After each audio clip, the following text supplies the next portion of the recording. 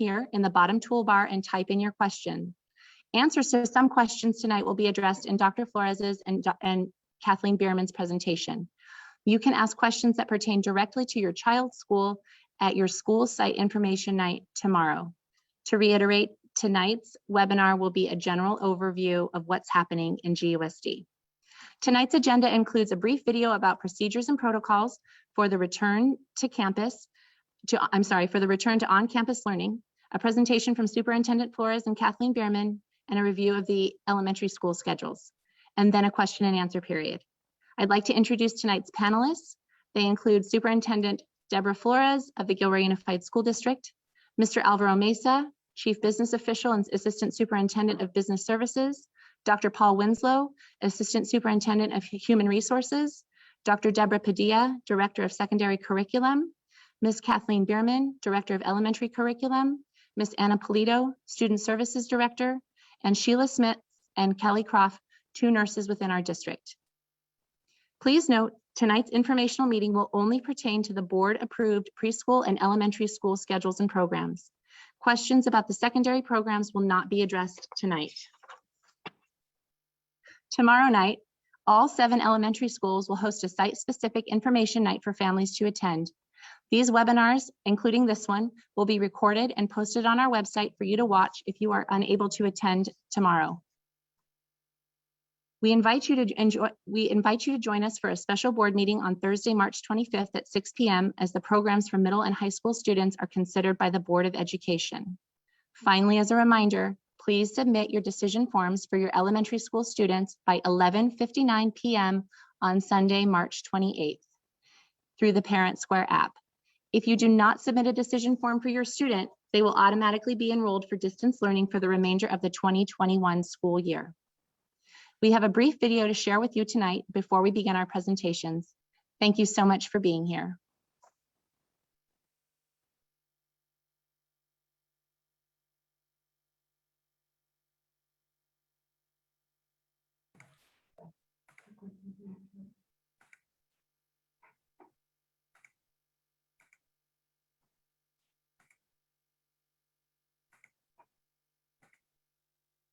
Can you see it, guys?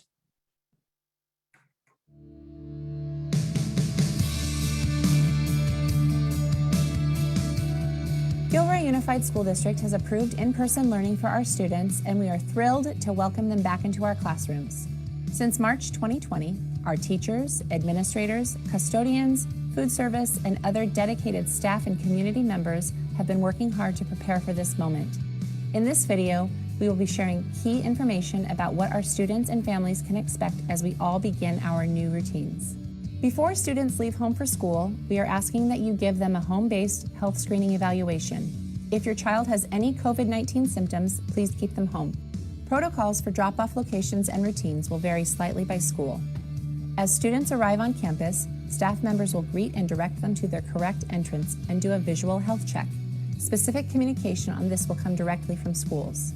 Masks must be worn on campus at all times by both staff and students. Everyone must maintain safe distancing. Visitors and volunteers are not allowed on campus at this time. The following learning schedules are tentative and are subject to change. For in-person transitional kindergarten to 5th grade learning, Monday, Tuesday, Thursday, and Friday, students will attend class on campus from 8:30 to 11:15 a.m., with students completing independent activities at home from 12 to 2 p.m. The amount of time for independent activities will vary by grade level. On Wednesdays, students will attend classes online with their teacher from 8 to 10 a.m. For full distance learning, transitional kinder to 5th grade, Monday, Tuesday, Thursday, and Friday, students will attend online instruction with their teacher from 8 to 8:20 a.m. From 8:30 to 11:15 a.m., students will complete independent learning assignments with time varying depending on grade level. Finally, from 12 to 2 p.m., students will attend online instruction with their teacher. On Wednesdays, students will attend classes online with their teacher from 8 to 10 a.m. State and SDC preschool students will either be enrolled in in-person or distance learning. Schedules are available online with more information available from each school site. Teachers will provide opportunities for students to have movement breaks and outdoor time. In order to ensure the safety of our school communities, universal protocols will be followed. Supplies and books will not be shared. Frequent hand washing will be encouraged as students transition to different activities. Restroom protocols, including walkway and route supervision, will be implemented. Throughout the day, high-touch surface areas will be cleaned, and again at the end of each day. Our classroom air will be filtered through medical-grade MERV 13 filters, and our HVAC systems will run throughout the day.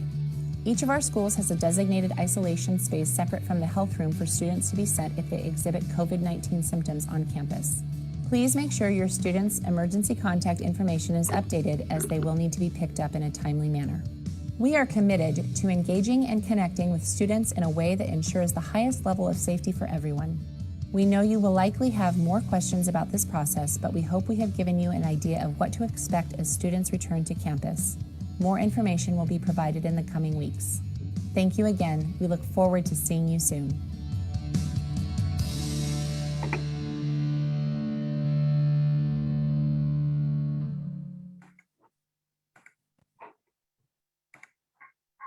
All right, without further ado. Without further ado, I'd like to introduce Superintendent Flores. Thank you, Melanie, and thank you for showing that video. I think that was very helpful. Hopefully, those watching agree. I want to reiterate some of the points that were made in the video that I also addressed at our last board meeting. But before I talk about those, first, I want to say how excited we are about having students come back to campus and our staff to come back to campus. And we're very excited that we're finally at the point where it's safe to do so, with a lot of different mitigations in place. So we're very excited about this. I know many of you are also that are watching tonight. It's great that finally, after a year, we're going to be able to return students and staff to campus. So really excited about it. And as was mentioned in the video, the board last Thursday night approved the reopening plan for our elementary students. And as you can see on the screen, the grade levels that will be returning on April 15th and April 19th. And again, that's already been approved by our board. The secondary plan will be discussed and hopefully approved this Thursday evening. And that if you're interested in that, as was mentioned, please join us on Thursday night for the 6 o'clock board meeting. Next slide.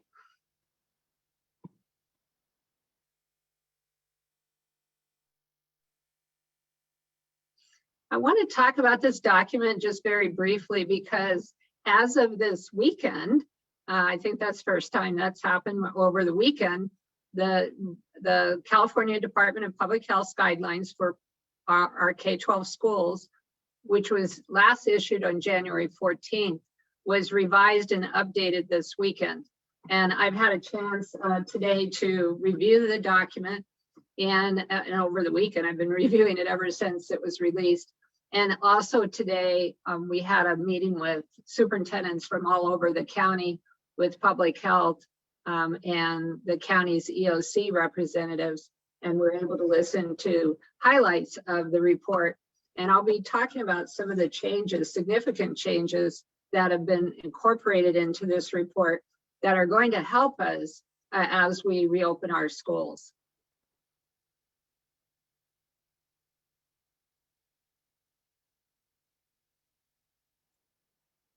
We had some questions submitted in advance, so I really wanted to make sure people understood, and it certainly was reinforced in the new guidance from the Public Health Department, that students and staff, when they enter the campus and until they leave, will be required to wear masks at all times. One of the questions that came in earlier was, can students wear masks that are provided at home? And the answer to that is yes. Staff will be asked to wear 3-ply surgical masks, as has been recommended in the public health guidelines, but students can wear their cloth masks to school, and we'll be providing you some recommendations that were included in the report about what are the best cloth masks for students to wear to school. But they will be asked to wear them at all times. The only time that we can envision that they would take them off is if they needed a drink of water, because they're not going to be eating their meals on campus. We're going to have a grab and go meal program, so those will be taken with the students, and we won't have them eating meals on campus. So I just want to emphasize that, because there were a couple questions about that earlier. Probably the biggest change in the Public Health Department's revised guidelines that we just received has to do with physical distancing. I'm sure all of you heard on the news, I certainly did on Saturday and Sunday morning, that the Centers for Disease Control, CDC, revised their guidelines to states regarding physical distancing. And in fact, that's one of the main reasons our Public Health Department reissued their guidelines, was because the physical distancing requirements changed from 6 feet to 3 feet. And we are certainly going to be using that new information as we plan for the reopening of students. In the case where there are fewer students returning to a classroom that are asking for in-person learning, we may continue to still do 6 feet distance. Why not take advantage of it if there are fewer students in the classroom? But we are allowed now to go to 3 feet of physical distancing. And in order to accommodate parents' requests for students to come back to in-person learning, we will go to 3 feet if that will help facilitate having the students that want to return in the classroom. So we're going to be working on this over the next few weeks. I was at one school today where the principal's already been in her classroom and figured out how many more desks that she can have in the classroom now that we have the 3 foot physical distancing requirement. We're also going to be labeling desks. In fact, many of the elementary principals have already done this, or labeling tables so that students only use their desk or their table and don't share it with anyone else. We are making sure that students have the supplies that they need, so there will be no need for students to share supplies, and many other measures to make sure that, that students are physically distanced throughout the time that they're on our campuses.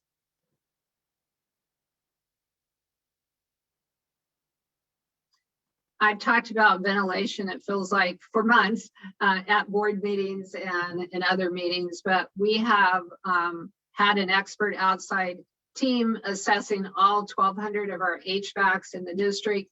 And we are well on our way to completing that whole process of assessing, repairing, replacing parts, upgrading parts, and should have it all done by middle of April.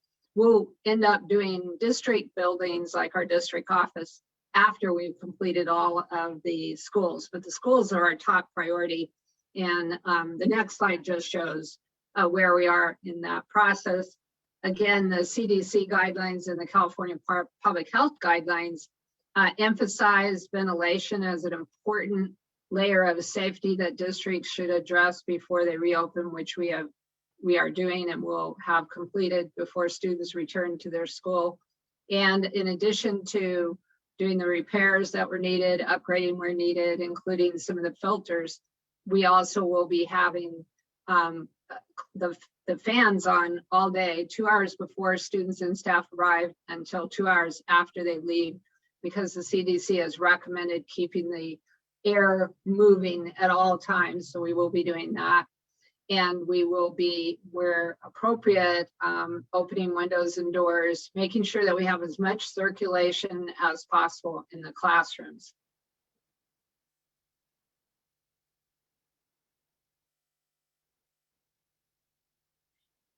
We had some questions that came in earlier about symptom screening and isolation areas, and our nurses are here and will be responding to those questions after we finish. But the one question I wanted to respond to right off the bat was, would we be taking temperatures every day? The CDC dropped that recommendation some time ago, and so did the California Department of Education. So we will not be taking students' temperatures. We're going to be asking parents to complete an assessment at home every day before the children leave, and we will provide the questions that need to be addressed in that self-assessment. And I'll let the nurses talk a little bit more about that when those specific questions are raised. But we will be asking parents to commit to do that assessment of their children every day, following some directions from us. and we are going to trust the parents send their children to school well and not sick, showing any of the symptoms of COVID-19. Staff will be doing the same thing. They will be conducting their own self-assessment and electronically will let us know that that self-assessment has been done.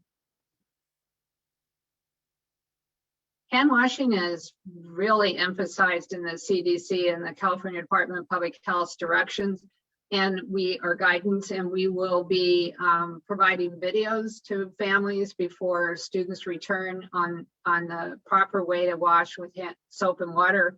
Throughout the time they're on campus, they'll be asked to wash with soap and water. They'll be encouraged not to touch their eyes, nose, and mouth. I know this sounds really fundamental, but it's one of the areas really recommended by the scientists and the doctors in the field, that proper hand washing and not touching your face are critical to preventing the spread of the disease. So we're going to be really focusing on that before we start the school year. And when the students arrive, there'll be, we'll re-emphasize that in our classrooms, and some videos will be out to help parents help their children with this important procedure. Cleaning and disinfecting will be following all the CDC and CDPH's guidelines regarding cleaning. Because we're not going to have two groups of students on the campus, the important thing is to clean frequently while they're on campus, frequently touched surfaces. For instance, a doorknob. Those are areas that we will be cleaning throughout the day. And then, of course, when students leave, the facilities are going to be thoroughly cleaned. CDC did issue some recent updates to their recommended procedures. For instance, in the early days of COVID-19, they were recommending districts use very strong chemicals to clean surfaces. They're not recommending that now. They're recommending specific disinfecting products, which we have and will be using. And we'll be using the stronger products if and when there is an outbreak or a student becomes ill with COVID or a staff member of COVID-19 on the campus.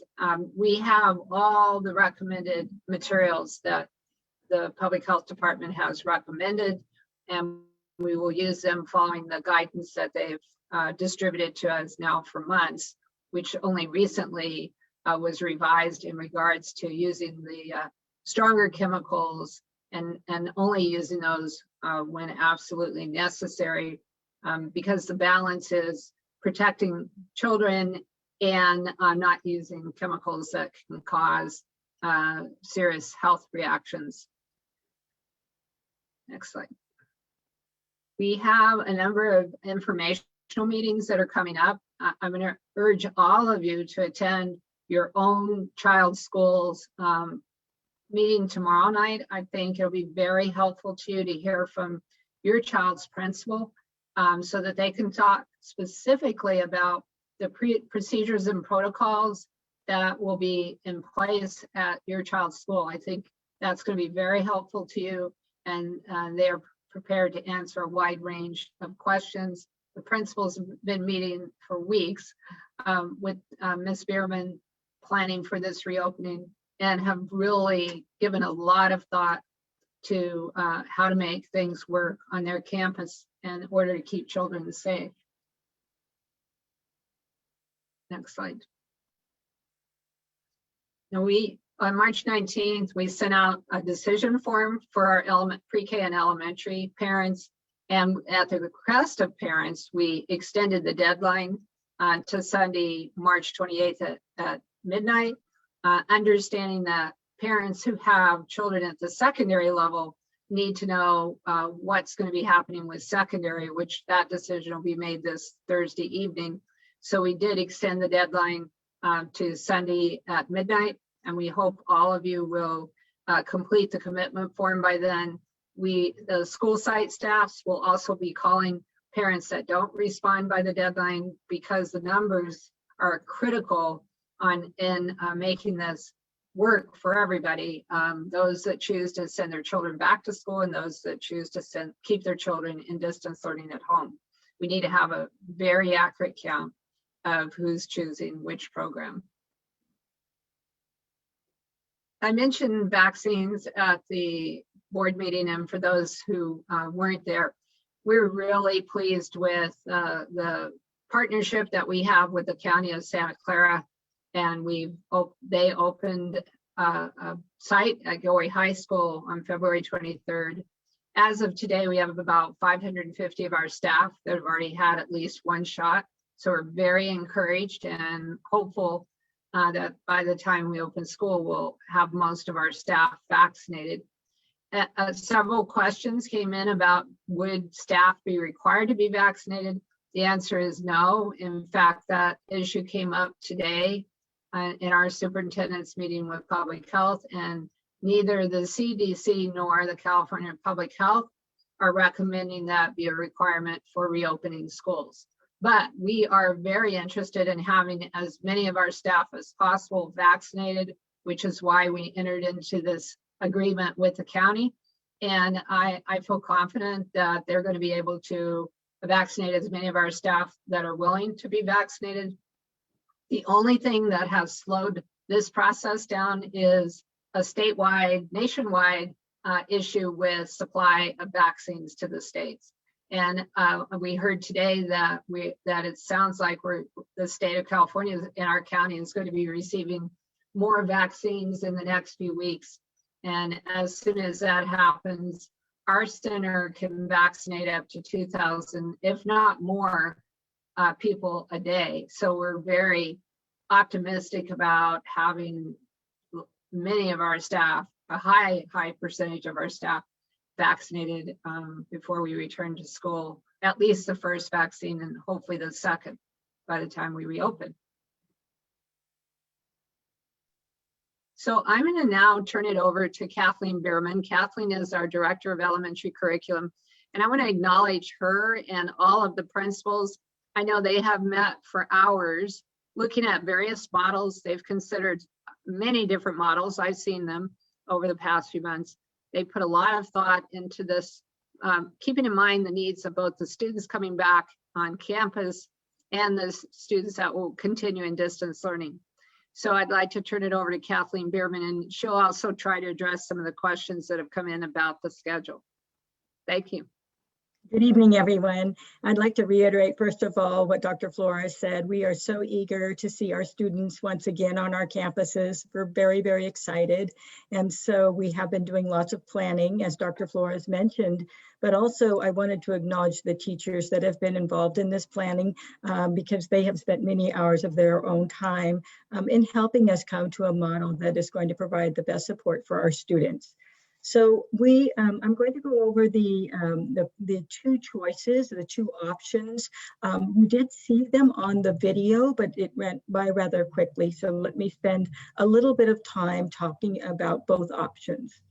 But I want to reassure parents that regardless of the option chosen by parents, our goal is to make sure that we provide your student with the best quality and highest quality instructional program.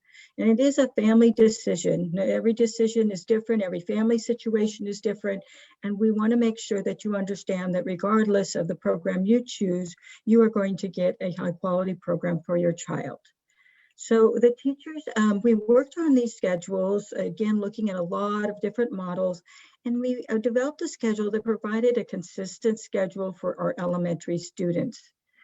We understand that no model is going to be perfect for parents and that there are lots of constraints, but we're also working on to ensure that we are following the guidelines for safety and health protocols for our campuses. So this first model that I'm going to describe is what a family that chooses to come on campus for in-person instruction. Those families that choose this model, their students will arrive at 8:30 in the morning and they will be on campus until 11:15 a.m. They will be with their classroom teacher on these times, Monday, Tuesday, Thursday, and Friday. On Wednesdays, they will be with their classroom teacher, with the entire class in distance learning between the hours of 8 a.m. and 10 a.m., just as they are now. Again, with these students who are in person during the morning at 11:15, they depart the campus. They will be offered a free grab and go meal should they choose to take one. And when they return home, they will engage in independent learning activities as prescribed by their classroom teacher. The amount of time that they do this in the afternoon varies by grade level. For example, a kindergartner is going to spend less time on independent learning activities than a 5th grade student. So for the students that are in the distance learning, that choose the distance learning model, these students would engage with their teacher beginning at 8 a.m. on Monday, Tuesday, Thursday, Friday, between the hours of 8 a.m. and 8:20. So the teacher will be with them at that time, providing them guidance and direction for their independent learning time. They will engage in independent learning just as the other students will, as prescribed by the teacher. Again, the amount of time varies according to the grade level. At 12 p.m., they will join their classroom teacher, who will provide them with distance learning instruction between the hours of 12 p.m. and 2 p.m. These activities are similar to what they are currently receiving. That is a combination of direct instruction, whole and small group instruction between those hours. These students will join their classmates on Wednesday, where the entire class will participate in distance learning between the hours of 8 and 10 a.m., followed by a period of time where they are engaging in independent learning activities just as they currently are. I believe I have covered most of the topics related to the current schedules. We do understand that many questions have come in regarding a change of classes. And we understand how important that connection to teachers is for families. And one of the reasons we selected this hybrid model is because we did want to keep, to the extent possible, that connection and that relationship intact. So this schedule allows for students to be, the classroom teacher to serve both the students who are in distance learning as well as the students that are in person. This is a 4-day-a-week schedule, and the ability to do this schedule depends on the number of families that we have to choosing in-person instruction. So until we have an accurate number, we cannot say exactly how the students will be assigned. Right, we have seen from our preliminary data that we are able to accommodate most families' choice, whether it is in distance learning or in person, but we will have a need to balance classes and ensure that we keep those safety protocols in terms of the physical distancing within a classroom setting. We will communicate with families regarding the schedules, regarding the specifics, and a confirmation should you choose to participate in in-person instruction.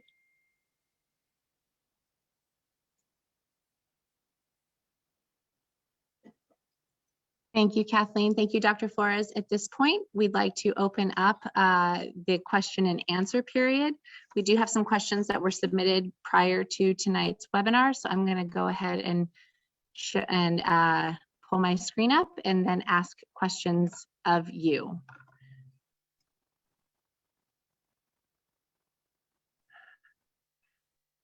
All right. The first question that was submitted is about PowerSchool. Will PowerSchool or other before or after school programs be available?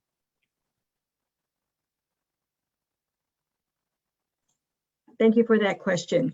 We will have a very limited PowerSchool program that will operate between the hours of 11:15 and 2 p.m. The reason that this is limited is based on our space availability. As I describe those schedules, the teachers are teaching, whether they're teaching in person or they're teaching distance learning. Therefore, those classroom spaces are not available. So we have a minimum number of classrooms available. We will serve the students on a priority basis. We have some students that are currently participating in our distance learning access centers. These are students who have not been able to access distance learning because of a lack of internet at their homes. So we will continue to serve those students and some more students as much as we possibly can in an after-school program. But this is not your traditional Power School program where we were able to serve hundreds of students. So we will be able to offer it on a very limited basis only. There is a means by which parents can ask to be put on a list for consideration, and that information is being provided to school sites. The next questions have to do with procedures for sick children. The first one is, what are the procedures for when a child gets sick with a cold or flu versus COVID? If a child is attending in person but gets sick, can the sick child attend virtually to minimize absences?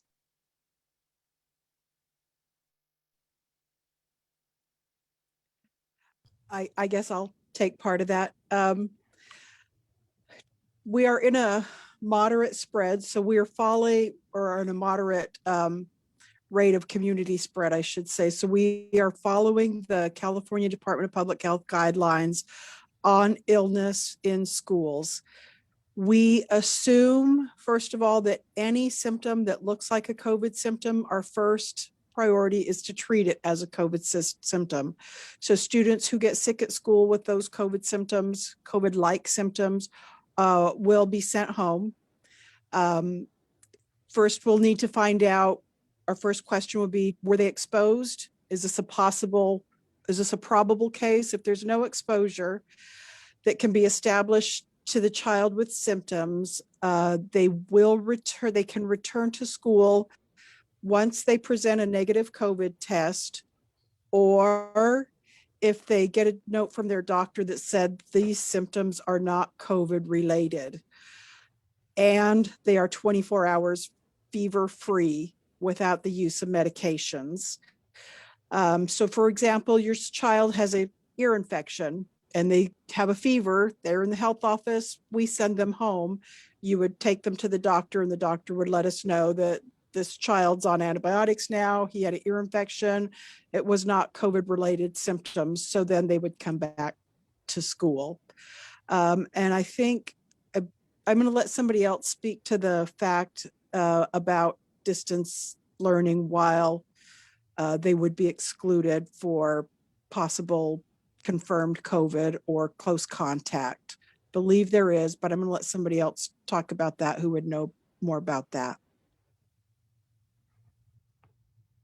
I think Kathleen's probably the best person to answer that. But as she was mentioning earlier, we're going to create class lists, for a better way to say it. So there will be students in distance learning and there will be students in in-person learning. Our ability to add a student to either of those is going to be dependent on the numbers.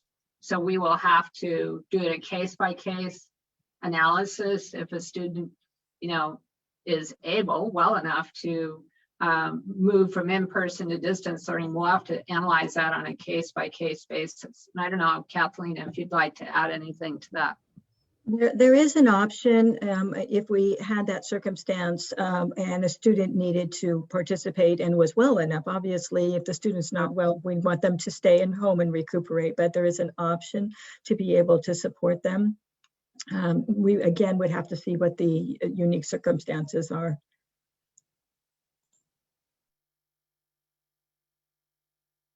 Sorry, I lost my screen for a moment there. The next question is about outdoor breaks for in-person students. How will classes maintain social distancing during their outdoor breaks? And will students be required to wear masks during their break period outside? Yes, our outdoor breaks are not, we're not going to do strenuous physical activity that would require them to not have the masks on. So we would ask them to have the masks on. We will have yard supervisors supervising students within their cohorts. We have a staggered break schedule that the principals have worked on. We want students to get outdoors and breathe fresh air and have some movement. So that will be our intent, but we want to do it safely. So we have adequate supervision in place for that. The next question is about student services. Will services like speech and RSP continue to be provided? Will it be online or in person? Thank you for that question.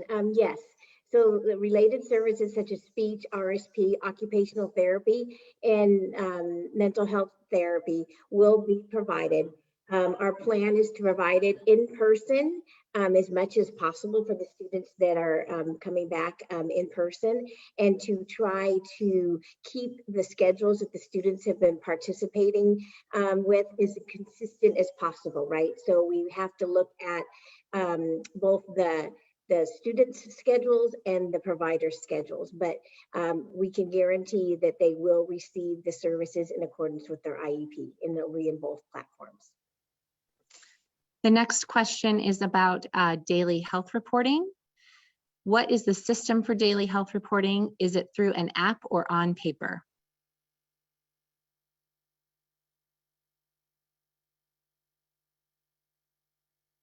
I was thinking one of the nurses was going to respond to that. The self, yeah. So right, we mentioned earlier that it would be a self-screening, and Kelly and Sheila, you can certainly jump in. We've talked about this so much in our committee, but it'll be a self-screening that the parents will do every morning with the student.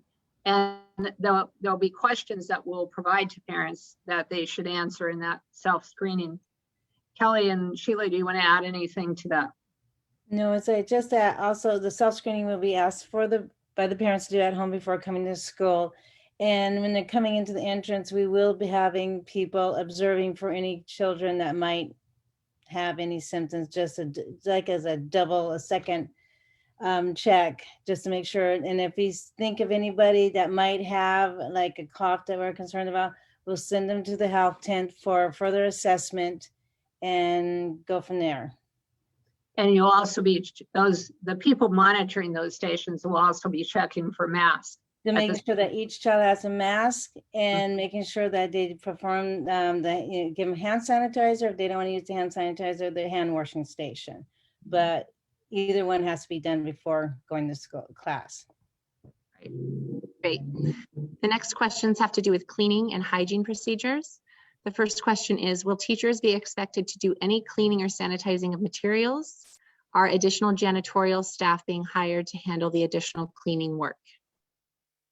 Kathleen, do you want to address the materials real quickly, and then Alvaro could address the Yes. cleaning? I think it was mentioned in the video, but we have purchased supplies for every student. So students will have their own supplies. We're not sharing any supplies. So there won't be a need for cleaning those materials. And we've already mentioned about the high touch surfaces, such as the door knobs, but I'll let Mr. Mesa address the rest. Thank you, Kathleen. So our schools will be thoroughly cleaned. And as the superintendent mentioned, the high touch areas will be clean throughout the day, such as doorknobs, desks, etc. But at night, when our custodians are there, when staff and students are not there, that's when we're going to really disinfect the classroom thoroughly. So we'll really prepare for that in the elementary, and there's, I don't think, an expectation that teachers will do that. Right, and one of the advantages and one of the reasons I believe the Elementary Teaching and Learning Committee supported this plan was that we'll only have one stable cohort on campus at a time, versus had we done an AM/PM model where we would have had to figure out how to do cleaning in between. So that was one of the advantages of this plan, which allows the custodians at the end of the day, as Mr. Mesa just mentioned, do a thorough cleaning. Yep, and let me explain a little bit of the details, because I think there was a question on how we clean. We use an electrostatic disinfection that is basically a specialized sprayer to ensure the most complete disinfectant coverage possible. So it's really thorough, it's really efficient, and it's almost like a hospital grade level cleaning and disinfecting that takes place. So I want us to feel confident, because I am, about our students coming back and our staff coming back to our classrooms into a safe environment. Thank you. The next question has to do with classroom setup. The first question is, will student desks have plastic partitions between them? The second question is, what PPE, what personal protective equipment will teachers have? I can talk about the first part of the question, and if the newest guidance is also very clear. They have removed those recommendations about partitions. However, we will have some in our kinder classrooms. We have tables for our kindergarten students, so we will have some of those dividers. And in areas where students might be working in a small group, for example, 3 students at like a horseshoe table. But we're not going to have those partitions for every grade level, nor is it recommended. Thank you. The next question is about switching from one model to another. Can I switch my child from in-person to distance learning or vice versa later in this school year? So one of it's essential that we get accurate data about parents' choices so that we can make decisions about the class makeups, and we can get those confirmation letters and information out to parents as soon as possible. We really are asking for parents to think carefully about their decision and to stick with their decision for the remainder of the year.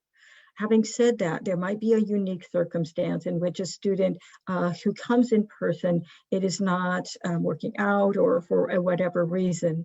It is easier to make the switch to distance learning than it is the other direction, because at that time we will be at capacity in our in-person model. So again, we are asking parents to please think carefully and to make that decision as a commitment for the remainder of the year. Thank you. Now we're going to go to some questions that have been submitted during the live stream.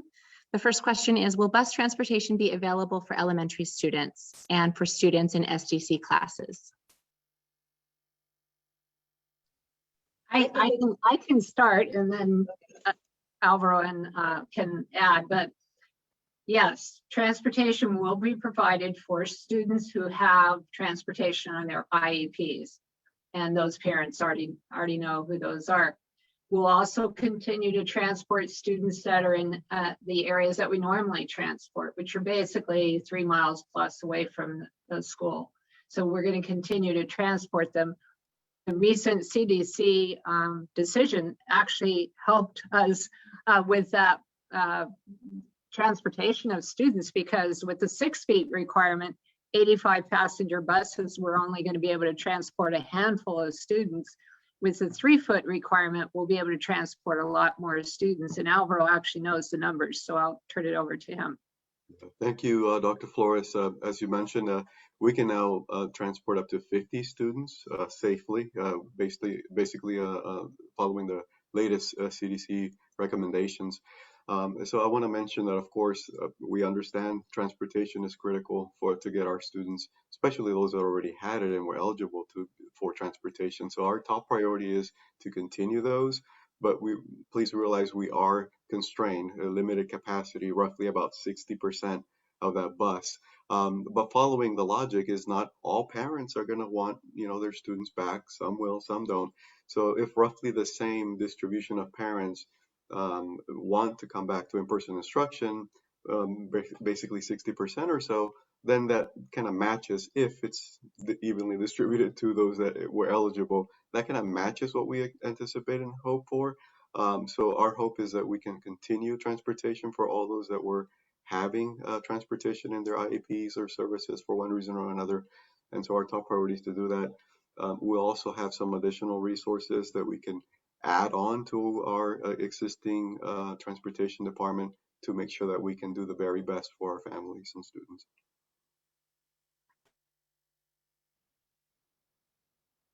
Thank you. The next question is, let's see. We have a couple of questions about students in the in-person program and then attending online. Ms. Bierman already answered that. The next question is, does each class have an air purifier? Mr. Mason, I can start. The whole purpose of this very detailed assessment that we've done over the past few months, having outside experts come in and assess all 1,200 HVACs in our district, is to bring them up to such a high level that it would not be necessary to have a HEPA filter in the classroom. And in fact, they're the experts are actually certifying them. And I'll let Mr. Mesa explain that, which is very important to us, and I'm sure it will be to parents. Yes, thank you, Dr. Flores. So the very important work that we're undertaking with the HVAC repairs and assessments as well is to introduce a maximum airflow into the facility. So that's critical. And also to filter out those particulars that could be harmful. We're using the very best filters that can be accommodated with our existing units. Introducing the fresh air into the classrooms is key.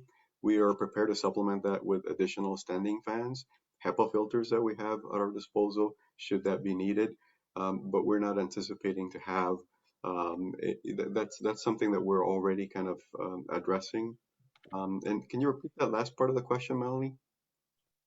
Sure, it was just about, are there going to be air purifiers in classrooms? Yeah, as I mentioned, the HEPA filters are there in case we need to, but as Dr. Flores mentioned, we don't anticipate that to be a need because every single classroom, every single one of those 1,200 plus HVAC units will be certified. So if our students is in our facility, it's because those units have been certified and deemed safe. Thank you. The next question is, sorry. Is there a process to notify parents of any positive COVID cases identified in the school in contact with my child? Could the nurses answer that? Because first I want to commend our nurses, Kelly and Sheila, who have been on the committee all year, but have been working with the other nurses in our district, and they've developed detailed protocols in conjunction with those that are already developed by the California Department of Public Health on how we will handle a potential case on our campuses. So Sheila, would you like to start? Yeah. Can you repeat the question, please? What happens if there's a positive COVID case and that question or that person's child has been exposed? Okay, so if it happens that there is a positive case, a student test positive, first thing we'd want to know is, were they on campus during the infectious period? So let's assume yes.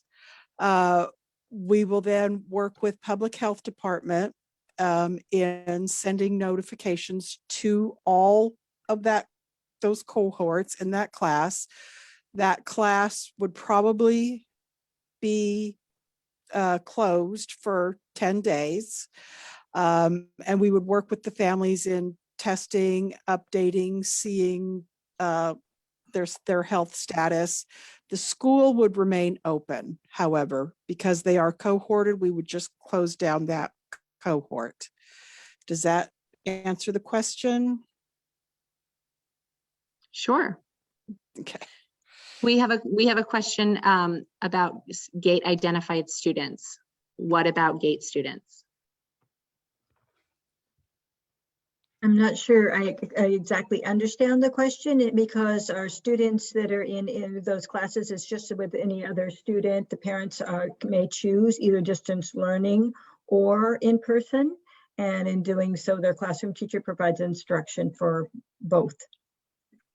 Thank you. If the numbers for in-person change, is board approval required? When should parents expect to know their child's accurate schedule regarding days of attendance and teacher change? The board has already approved the schedule that Ms. Bierman presented this evening. So that schedule is already approved. Now it's just a matter of parents indicating which they prefer, the in-person model or the distance learning model. And the numbers are really critical to that, so that we know how many, if you have a class of 28 students, for example, and 14 select to come in for in-person and 14 select to stay at home in distance learning. That's nice and neat. That'll work really well, even with the new CDC numbers, where we're thinking we might be able to get as many as 16 desks, maybe a little bit more in a classroom versus 12 under the 6-foot requirement. So we'll be able to accommodate more students in the in-person model, but it all depends on the numbers. And our hope is that they'll work. for every classroom at the elementary level, and students will be able to stay with their teacher. And as far as notification, once the parents have selected which model they want, then the school principals will be communicating with their school populations to let them know which program their child will be enrolled in. Anything you want to add? Yes, we will confirm with the parent again once we work the numbers through the classrooms. That there may be classroom changes again based on these numbers. We don't know until we see the numbers, and so it's very important that we get that accurate information. And I believe the question referenced the fact that whether we would have to implement a 2-day-a-week model if we had an overwhelming number of students district-wide, and by an overwhelming, a significant increase to what we currently have, then we would need to look at that, and we would definitely communicate with those families that chose the in-person. Currently, what we are seeing is exactly what we saw in other preliminary interest surveys, and we are able to accommodate the majority of parents' requests at this time. We have not received all the responses, however, so we're going to continue to reach out until we receive all responses from every family. For children enrolled in distance learning, will they be able to complete independent learning after 8:20 a.m.? Will the teacher be able to cover material in 20 minutes? Or does it mean they have independent learning and then they will have to work again on independent work after 2 p.m.? No, the schedule is basically just shifted. So it's the exact same amount of instructional time. Every grade level, we have required instructional minutes for kinder, first grade, second and third, fourth and fifth grade. And we are adhering to those instructional minutes in this model as well as in the distance learning model. So it is just shifted. So the time that they are participating in the independent activities is now in the morning, where they are getting their distance learning direct instruction in the afternoon. And the teachers will guide them. There are activities that will be clearly spelled out for them for the week as well as for daily activities, and they will know what they are expected to do. I want to reiterate that they're not on doing independent learning for that huge 3-hour block. It is based on their grade level, and again, prescribed by the classroom teacher. Will children be allowed to use backpacks? We haven't discussed that. There's really not a need, to be quite honest for you, because we have student materials available to them. There's not a need to transport materials back and forth, but we haven't discussed that in detail.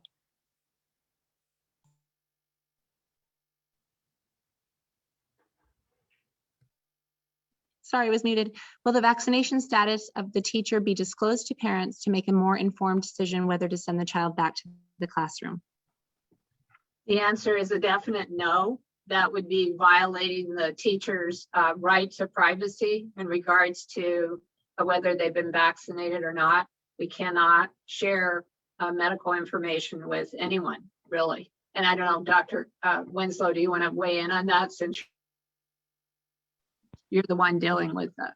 Yeah, thank you, Dr. Flores. As Dr. Flores mentioned at the beginning of the presentation, the CDC, California Department of Public Health have all publicly stated that vaccines are not a requirement for a return to school. Despite that, the district is highly encouraging and doing everything that we possibly can to facilitate access to the vaccine for all staff who are interested in taking the vaccine. But ultimately, like anyone, when it comes to a vaccine, that's going to be a personal decision of the individual teacher in consult with their medical professional. And so as Dr. Flores mentioned, those types of decisions that are medically connected to an employee's health or decisions are protected under law. So Dr. Flores is definitely right that that would be a no. Okay, the next question is, what are the options for children who have not been assessed for possible special needs and will continue with distance learning? What type of support will be available at this point? As mentioned before, they'll still receive their services in accordance with their IEP. And it was talked a little bit about, I talked a little bit about it at the last board meeting, but there will be some additional para-educator support during the asynchronous or independent learning. Thank you. The next question is, how will the in-person model affect testing? I assume the question is about the state testing. I'm just going to make that assumption. I hope that's a correct assumption. We've had some good news recently from the state. It's not completely official yet, but it appears that we're going to be able to not have to do the state testing, which we would be starting in a matter of weeks if that were the case. And in lieu of that, districts are going to be allowed, it looks 95% certain that districts are going to be allowed to use their own assessments in lieu of doing the state assessments. Now, there is some state testing that still has to happen, like the Lpac testing is testing that occurs for our English learners. That has not been waived, but the CAS testing, it's very close to right now to have been waived so that districts can rely on local measures, many of which we've already administered. So we're not anticipating a lot of testing when our students come back. There will be some, but certainly not on the scale that we've always dealt with the state testing, which literally can take a week or two to administer. So that's the current status, and we're just waiting for that to be formalized at the state level. The next question is from a parent with children at 2 elementary schools. She'd like to know if there will be a waiting area during pickup to allow time for pickup from both schools. Ms. Bierman, has that even been discussed? It has not. We would obviously have to designate a place. We're really, it is a unique circumstance. Most parents don't have 2 different schools, so we would definitely acknowledge that that's a unique circumstance. So we would have to find a waiting area. We do have a place for students who arrive late to school. They have to go through a check-in process. So we are carefully monitoring the entrance and egress at our campuses. The next question is, San Francisco plans to offer a free program for children called Summer Together to support students academically, mentally, and emotionally. Does GUSD have a plan to help our students with this summer with such services? I'll just say a couple lines and then Ms. Bierman can join in. Yes, we have been talking for some time now about plans for this summer. We want to basically expand on what we normally offer in the summer. So, not just in the academic area, but definitely there will be a mental health component to it. And so, yes, we are planning to have an expanded, much larger summer school program at all levels for the students that need it the most. And I'll have Ms. Bierman add to that. We are actively planning for that program, and we're very excited about the opportunity to provide the support to students. We're designing a program that is going to provide some intensive literacy support, at the same time some engaging and fun activities and some social emotional support as well. So we will be inviting students based on, it's a need-based, but we are going to be offering a very expanded summer program for elementary. And at every level, also for middle and high school, we have programs that we will be offering for credit recovery and for supporting students' academic needs. One last question. So parents are asking if breakfast is going to be provided at school sites.